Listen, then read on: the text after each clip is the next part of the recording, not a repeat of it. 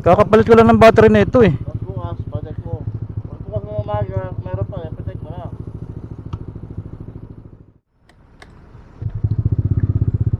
Meron pa din. Hindi, try ko muna. Baka mamaya eh. Baka bumigay yung ECU eh. Dalawa. Meron pa din.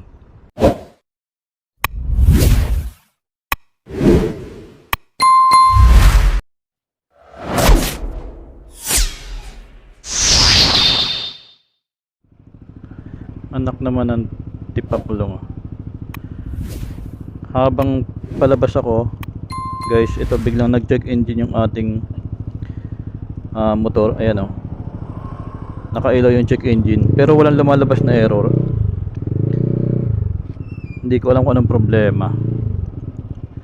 So pagkatapos ko dito sa bayaran ng ticket, i-try kong i-reset kung mawawala. Kasi kanina pag start ko,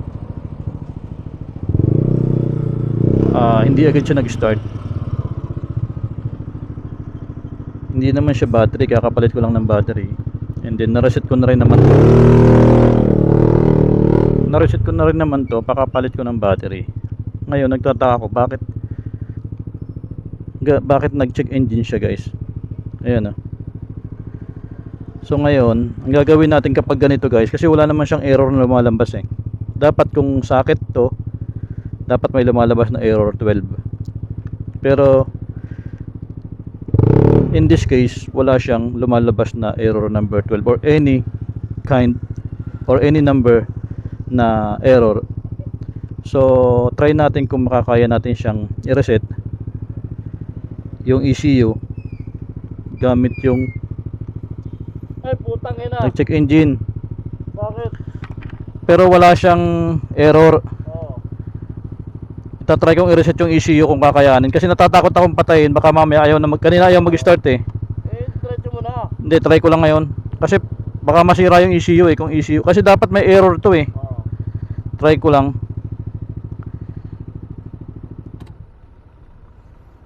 Pag hindi natanggal, ayun oh, meron siya oh. Try ko lang i-reset kung kakayanin.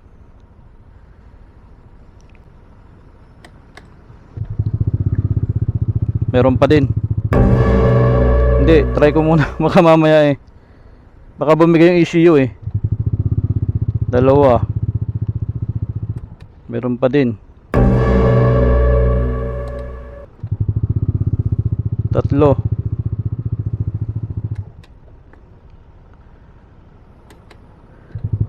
Yun. Yun. Nakuha.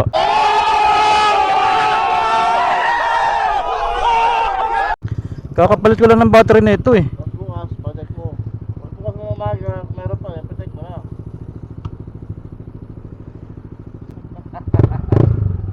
Nagulat ako biglang lumabas eh. Kailan? Ngayon lang. Ito lang? Ngayon nung pag ano ko dun sa bayaran ng ticket, eh nireset ko naman to nung pinalitan ko ng battery. Kasi pagka sakit to dapat may number eh. Meron, dapat Feeling ko yung baka yung ano ko kasi yung problema, baka mahina na yung stator ko. Kasi napansin ko kanina pag start ko, di ba pag ano mo yan, start ka agad, siya medyo delay eh. Baka yung ano stator. Kala ko magtutulak na naman ako. So yun. Kapag ganong scenario, guys, kapag naka-experience kayo sa mga motor ninyo, kung naka-aerox kayo, so biglang nag-check engine tapos wala namang lumalabas na error number, ang gawin nyo, i-reset nyo yung ECU. Hindi pwede, kaya yan. Kasi ano na eh, 14.2 eh. Kaso hindi naman to kasi yung ano, hindi katulad ng Honda Click na talagang accurate yung basa. Dito kahit mataas, ano, pag may problema yung battery, hindi nababasa dito. Try ko. Tatakot ako baka hindi umandar eh. Hindi mo, medyo may delay oh. Hindi mo ah. Ang bagal oh, di ba? Hindi, wala yan. Ayun. Di ba yung start niya delay? Hindi siya yung ano, try mo sa'yo, saglit lang.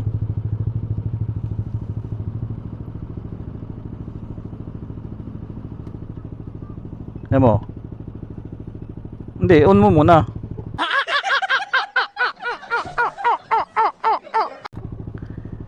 Bilis oh. O, di ba? Bukas mo, ano agad. Ilaw na. Ito, may delay eh. So, may problema na yung ano ko nito.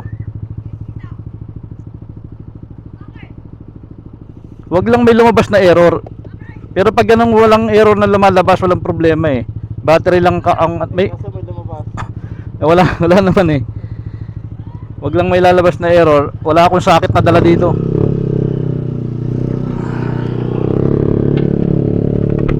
So yun guys, kapag naka-experience kayo, naka-encounter kayo kung kayo ay naka-aerox ng motor, katulad ko, wag agad kayong kakabahan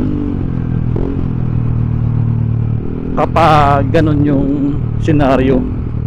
As long as walang lumalabas na number error, mapa number 12 man yan, number 18 man yan, number 63 man o 66 man yan, huwag kayong kakabahan kapag walang ganun.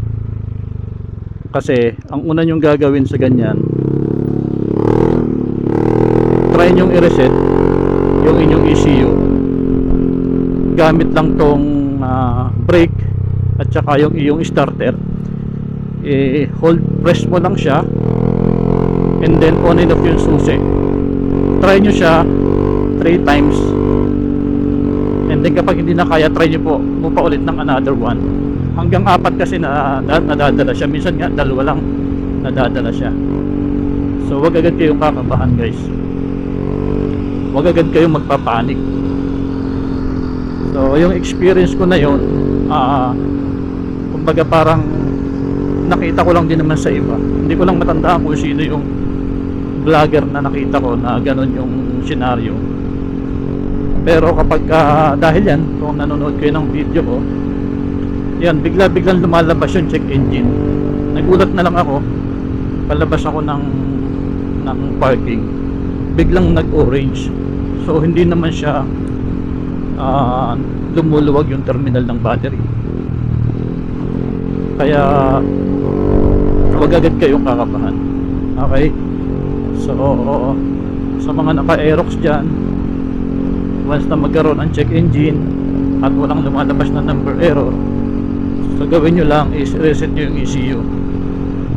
Press nyo lang yung inyong start button and then yung brake sabay, and then on and off mo yung susi 3 times, at least 3 times, or kung hindi pa rin makakaya, continuous mo lang hanggang sa mawala yung engine, yung check engine. Alright, so yun lang, na-share ko lang guys para naman magkaroon din kayo ng idea sa mga ganitong senaryo, lalo na kung nasa lugar kayo na walang talyer o walang mga shop, motor shop na mapapagawan. Kasi baka mamaya pag nangyari sa inyo yun, dalhin nyo agad sa motor shop tapos sisingilin kagad kayo ng malaki, di ba? Kung hindi ninyo kabisado yung mga ganong problema. Alright, so yun, sana nakatulong tong video na to sa mga naka-aerox dyan. Marami naman guys marami naman pwedeng paghahinga ng tulong. Kung meron kang cellphone, try nyo lang kung ano yung i-search nyo lang sa Google. Lahat po kasi nasa Google na rin eh, kaya hindi na kayo maliligaw. Alright, so check nyo lang kung ano yung naging problema. Halimbawa, namatay yung motor ninyo ng malakas naman yung battery, so i-check nyo lang, i-search nyo lang sa Google. Panigurado may lalabas dyan kung ano yung problema. Makakakuha kayo ng idea. Kasi minsan kapag ganun, iisipin agad natin battery, papalitan agad ng battery. So pag napalitan ng battery, ganun pa din, diba? May mga ganong senaryo. Kaya mas maganda na yung may alam, diba? So yun lang, maraming salamat guys, and ride safe sa ating lahat. God bless you all, bye bye.